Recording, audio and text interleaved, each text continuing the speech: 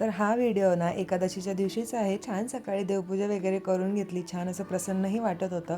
आणि आमच्या घरात ना आमच्या मम्मी पहिले एकादशीचा उपवास पकडायच्या, नंतर ताईंनी सुरुवात केली आणि आता मी सुद्धा. मला असं वाटायचं ह्या दोघांनी उपवास करता एकादशीचा, तर मी तरी का मागं राहू. तर असं नाही काही, पण ना घरामध्ये असं जेव्हा कोणी उपवास वगैरे पकडताना एकादशी, म्हणजे माझ्या माहेरी ना आमची आजी एकादशी पकडते आणि इकडे या दोघे. मला असं वाटायचं किती छान ना, महिन्यातून 2 दिवस छान अशी उपवास वगैरे करायचं, विठ्ठलांची उपासना वगैरे करायची. तर तसं तर ना मला गणपती बाप्पा आणि महादेवांवर जरा जास्तच श्रद्धा आहे.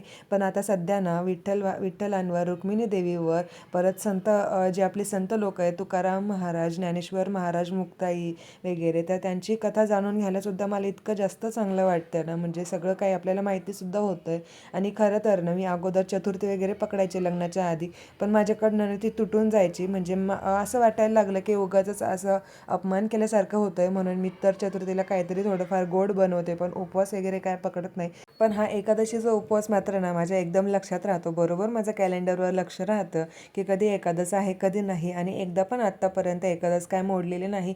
जरी मी विसरून गेले ना, मला आपोआप कोणीतरी फोन करून सांगतं की आज एकादश आहे. आणि वैदूला ना कोणीतरी साडी नेसून दिली होती, म्हणून तिची अशी छान छान रिॲक्शन देणं चालू होतं.